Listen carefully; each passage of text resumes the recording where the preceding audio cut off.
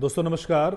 आज हम आपको लेके आए हैं दिल्ली एनसीआर के सबसे प्रॉस्परस शहर सोनीपत में, और वहाँ जो प्रोजेक्ट आया है वो हिंदुस्तान के नंबर 1 डेवलपर गोदरेज अपना प्रोजेक्ट लेके आए हैं। गोदरेज जो है रियल स्टेट में नंबर 1 अभी है। लास्ट फाइनेंशियल ईयर में भी जो रिपोर्ट्स आई थी उसके हिसाब से वो नंबर 1 है in terms of delivery, in terms of product acquisition. 1990 में इनका सफ़र शुरू हुआ था। वैसे 137 साल पुरानी ये कंपनी है, लेकिन रियल स्टेट में 1990 से इनकी शुरुआत हुई है। So it's been approximately 37 years. और इनसे बहुत पुराने भी लोग हैं, डेवलपर हैं, जिनको किसी को 50 साल हो गया, किसी को 70 साल हुआ। सो बीटिंग ऑल द ऑड्स फिलहाल ये नंबर 1 पे हैं। 2010 में इन्होंने दिल्ली के मार्केट को एंटर किया और गुड़गांव में, नोएडा में बहुत सारे डेवलपमेंट्स वगैरह इन्होंने किया है।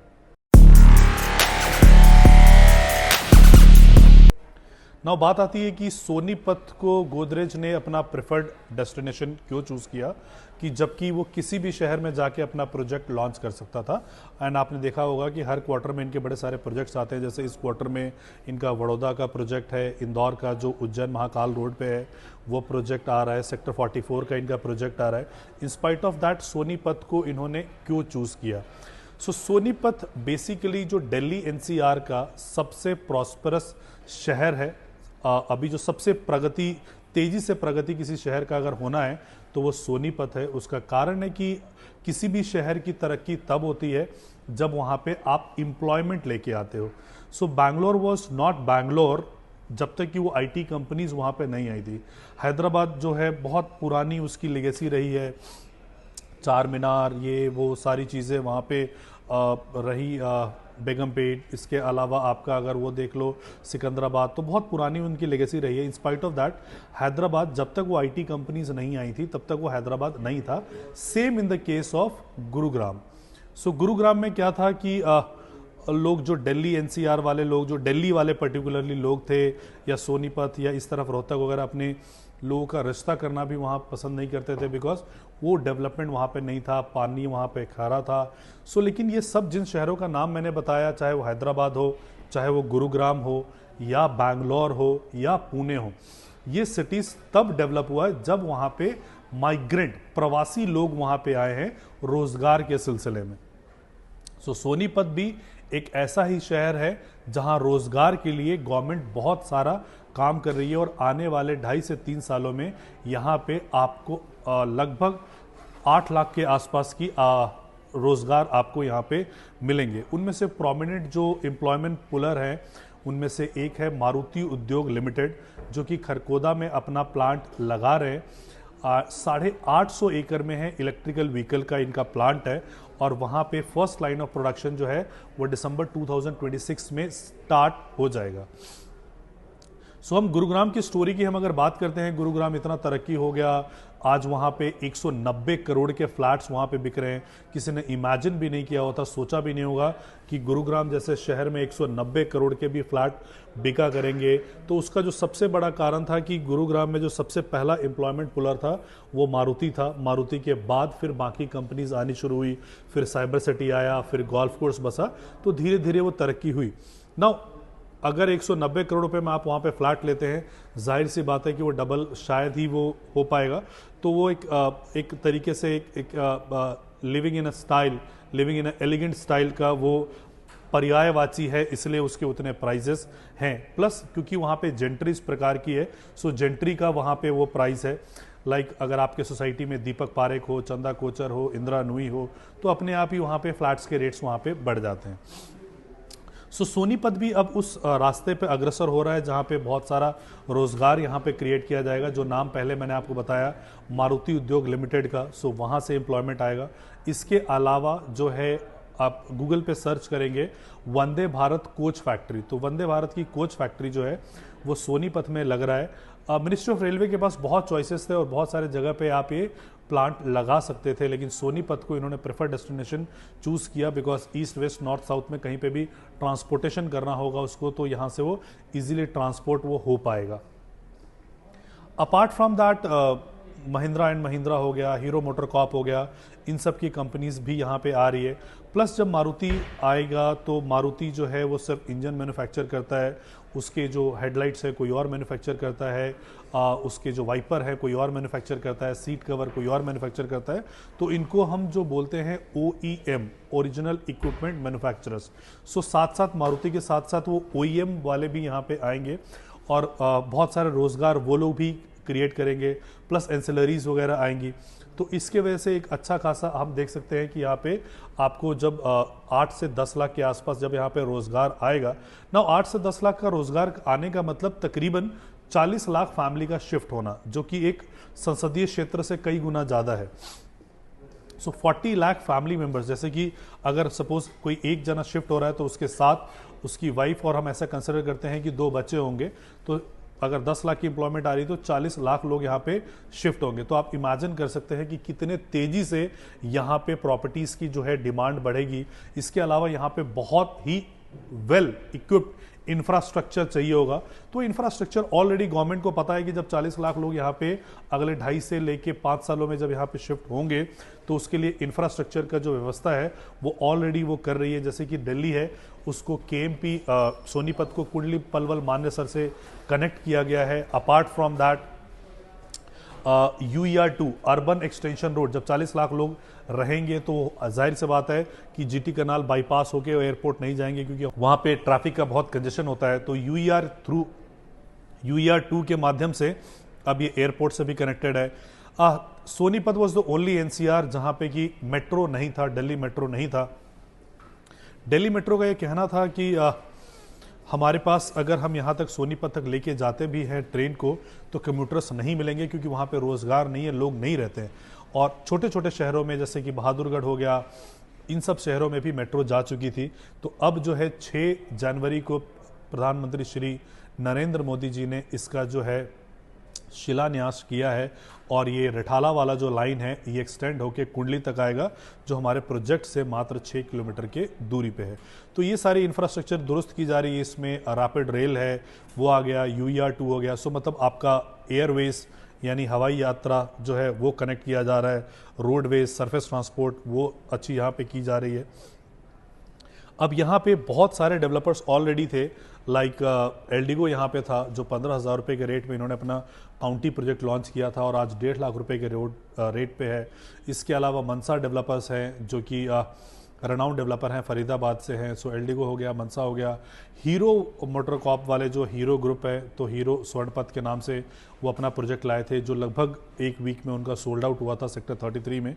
सो सेम सेक्टर में सोनीपत में ये प्रोजेक्ट अपना लेके आए हैं। गोदरेज अपना प्रोजेक्ट लेके आए हैं। 48 एकड़ का ये प्रोजेक्ट है। इस 48 एकड़ का जो प्रोजेक्ट है, कनेक्टिविटी जो है ये नेशनल जो आपका हाईवे है 334B, उस हाईवे से कनेक्टेड है, जो आगे जाके UER को कनेक्ट करेगा। इसको मेरठ झज्जर हाईवे भी कहते हैं। और जो नेशनल हाईवे आपका जो 44 है कन्याकुमारी से कश्मीर तक जो जाती है, जिसको पहले NH1 भी बोला करते थे, तो उससे हम मात्र 1.5 किलोमीटर के अंदर पे हम हैं। नाउ गोदरेज ने क्या किया कि इस पूरे प्रोजेक्ट को बना दिया, OC रिसीव हो गया। OC रिसीव होने के बाद अब इन्होंने जिस तरीके से इसको सेल करना शुरू किया, मतलब I have never seen this kind of payment plan in the history ever, कि बनने के बाद OCCC रिसीव होने के बाद। सो बेसिकली जो पेमेंट प्लान है 25% आपको अभी देना है और 75% जो है वो दिसंबर 2025 में आपको ये देना है। सो ये 48 एकड़ का प्रोजेक्ट है, जिसकी कनेक्टिविटी मैंने आपको बताया मेरठ झज्जर हाईवे है वहाँ से है। और 4 ब्लॉक्स ये बना रहे हैं, जैसे ऑर्चिड, मिडोस, ब्लॉसम और विस्टा। ये चारों ब्लॉक में आपको कुछ ना कुछ फैसिलिटीज मिलेंगे, लाइक कहीं पे आपको फ्लोरा गार्डन मिलेगा, आपको कहीं पे लोटस गार्डन मिलेगा, कहीं पे आपको क्लब मिलेगा, कहीं पे आपको जैसे कि ऑर्चिड है इसमें आपको MP थिएटर मिलेगा। ये प्लॉट के जो साइजेस हैं वो लगभग 150 गज से लेके 180 गज के बीच में है। ऑल्दो ये दीनदयाल जन आवास योजना के अंतर्गत आता है, जहाँ पे 120 गज से लेके 180 गज तक होते हैं और स्टिल्ट +4 आप बना सकते हो। लेकिन हम जो अवेलेबल प्लॉट है हम सिर्फ उसी की बात हम अभी कर रहे हैं। तो यहाँ पे 150 गज के साइज से आपके पास प्लॉट्स अवेलेबल हैं। एंड ये जो पेमेंट प्लान मैंने आपको बताया है कि 25% पैसा आपको अभी देना है और 75% जो देना है वो दिसंबर 2026 में आपको 2025 में आपको ये पेमेंट देना है। प्रोजेक्ट पूरा आपका कंप्लीट है। एक बार मैं प्रोजेक्ट का टूर आपको करवाता हूँ, जहाँ से कि आपको आइडिया हो जाएगा कि फॉर एग्जांपल हम ये जाते हैं, ये आपका ग्रीन बेल्ट का आपका ये सेक्शन आता है। सामने आप देख सकते हो कि आपका जो सरफेस और ब्लैक टॉप वगैरह किया हुआ है, रोड्स बन गए हैं और हर प्लॉट के साथ आपको ये प्लांट लगा के देंगे। और जो प्लांटेशन है वो फॉर्मेलिटी वाली नहीं है, आपको देखेंगे कि बड़े बड़े प्लांट्स ये हो चुके हैं। सो सपोजिंगली हम अभी एक प्लॉट पे हम खड़े हैं जिसका नंबर है A13। सो ये A13 का प्लॉट है, ये प्लॉट है आपका। ये आपका यहाँ पे आगे का जगह दिया हुआ है, गार्डनिंग के लिए जो जगह दिया हुआ है ये, और आपके हर प्लॉट के साथ एक जो फ्रूट बेयरिंग ट्री है वो आपको यहाँ पे लग के मिलेगा। सो कोई भी फॉर्मेलिटी वाले प्लांट नहीं है, सब ओरिजिनल प्लांट्स यहाँ पे किए गए हैं और आप इसको बना सकते हैं। दूसरा, अगर हम किसी और डेवलपमेंट में जाते हैं तो उस डेवलपमेंट में हमें पता लगेगा कि हमें प्लॉट तो मिल रहा है लेकिन अंदर काफ़ी जो है भराव कराना पड़ता है, बहुत सारी मिट्टी आपको डालनी पड़ती है, बिकॉज रोड्स वगैरह तो हाइट पे बन जाते हैं लेकिन प्लॉट की लेवलिंग नहीं होती है। तो यहाँ पे आपको ये प्लॉट लेवल्ड मिलेंगे। फॉर एग्जाम्पल ये प्लॉट नंबर 25 है, ये प्लॉट नंबर 24 है और यहाँ से आप डायरेक्ट आपका कंस्ट्रक्शन वगैरह शुरू कर सकते हो। इस प्रोजेक्ट में फ़ायदा यह है कि जब इसका ओसी और सीसी रिसीव हो गया है तो यानी अगर आपको इमीडिएट रजिस्ट्री चाहिए तो आप इमीडिएट रजिस्ट्री भी करवा सकते हो और कंस्ट्रक्शन स्टार्ट कर सकते हो। जैसा कि सामने आप देख रहे हो कि इस प्लॉट पे कंस्ट्रक्शन यहाँ पे स्टार्ट हो गया। सो टोटल मिला के ऐसे 10 प्लॉट्स हैं जहाँ पे कि अभी आपका यहाँ पे कंस्ट्रक्शन यहाँ पे चल रहा है। सो अगर आपको इमीडिएट रजिस्ट्री चाहिए और तुरंत कंस्ट्रक्शन कराना चाहते हो तो आपको 3 मंथ्स के अंदर पूरी पेमेंट करना है, रजिस्ट्री करवाइए और आप यहाँ पे कंस्ट्रक्शन को आप अपना स्टार्ट करा के रहना शुरू कर सकते हो या उसको रेंट आउट कर सकते हो। पास में ही जिंदल ग्लोबल यूनिवर्सिटी है, राजीव गांधी यूनिवर्सिटी है, तो यहाँ पे पीजी वगैरह की बहुत डिमांड्स यहाँ पे रहती है। यहाँ पे जैसे ये हमारा एक प्रोजेक्ट है हमारा सुपर मैक्स का जो है, उसमें फ्लैट्स बने हुए हैं, तो मतलब बहुत आसानी से उसमें फ्लैट्स उसमें ईजिली मिलते नहीं हैं। सो इस प्रकार से ये चीज़ें मिलती है। अगर आप इसमें चाहो कि बैंक लोन लेना तो जितने भी नेशनलाइज बैंक है उन सारे नेशनलाइज बैंक से इसमें आपका प्रोजेक्ट जो है अप्रूव्ड है, आपको लोन भी मिल जाएगा। आज ये प्राइस हम बात कर रहे हैं कि इसका 75,000 से लेके 85,000 रुपये का तक का प्राइस है। इस वीडियो को सेव करके आप रखिएगा और 5 साल के बाद आप देखिएगा कि इसमें आपको रेट में क्या उछाल मिलता है। अगर आप नॉर्थ दिल्ली के रहने वाले हैं तो आपको पता होगा पंजाबी बाग, शालीमार बाग, अशोक विहार, पीतमपुरा, वहाँ पे लगभग 7 लाख रुपए के रेट्स हैं। So as a financial analyst आप अंदाज़ा लगा सकते हैं कि जो 7 लाख रुपए की चीज़ है वो 70 लाख रुपए का कभी भी नहीं होगा, वो 10 टाइम्स कभी भी नहीं होगा। उसको जो जंप लेना था वो ले चुका है। लेकिन हाँ, जो चीज़ आप आज 70-75 हज़ार रुपये का ले रहे हो, 75,000 का, 85,000 का, 95,000 का ले रहे हो, उसके 7 लाख के पहुंचने की पोटेंशियल है, क्योंकि गवर्नमेंट की इतनी इंफ्रा डेवलपमेंट हो रही है, रोजगार यहाँ पे इतना आ रहा है। तो अगर आप एक वाइज इन्वेस्टर हैं और वाइजली अपने पैसे को लगाते हैं तो अपना ड्यू डिलिजेंस ज़रूर कंप्लीट कीजिए। गोदरेज के बारे में पढ़िए, सोनीपत के बारे में पढ़िए कि वहाँ पे क्या क्या सारी चीज़ें हो रही है। दिल्ली अपने आप को डीकंजेस्ट करना चाहता है। सो जितने भी इंटेलेक्चुअल लोग हैं वो अमूमन दिल्ली से बाहर जा रहे हैं, या तो गुरुग्राम की तरफ जा रहे हैं या तो नोएडा की तरफ जा रहे हैं, और जो इस तरफ रोहिणी पीतमपुरा की तरफ हैं वो इस तरफ आ रहे हैं, बिकॉज 5-5 किलोमीटर को ट्रैवल करने के लिए 2-2 ढाई घंटे का वो ट्रैफिक का झेलना पड़ता है उन लोगों को। सो है वो, और अभी फिलहाल गवर्नमेंट बदली है।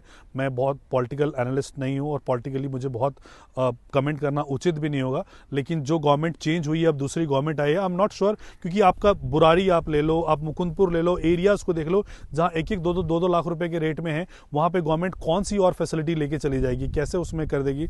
तो दिल्ली जो है अपने आप को डीकंजेस्ट कर रहा है, दिल्ली के लोग बाहर निकल रहे हैं और अच्छे प्राइसिंग पे वो चीज़ों को देख रहे हैं, जहाँ पे कि अगर वो इन्वेस्टमेंट करें तो उनको रिटर्न भी अच्छा है, और अगर वो चाहें तो उसको सेल्फ यूज करें एक लंबे समय के लिए। सो आज अगर आप सपोजिंगली मैं बी कैटेगरी, सी कैटेगरी के दिल्ली के एरिया के बारे में बात कर रहा हूँ, कच्ची कॉलोनियों में भी यहाँ पे 85,000 रुपए का रेट नहीं है, उससे कम में आपको यहाँ पे प्राइस मिलता है, और सारी फैसिलिटीज़ के साथ swimming pool, club, gymnasium, sports की फैसिलिटी होंगे, सारी चीज़ें होंगे। और आज के डेट में जितने भी यंगस्टर्स हैं, जो बच्चे हैं, वो सोशल मीडिया बहुत प्रॉम्प्ट है, तो वो नहीं चाहते हैं कि उनके पेरेंट्स उनको गली में ही रखें, वो घर में आएँ फिर गली में उतरें और सारी चीज़ें करें।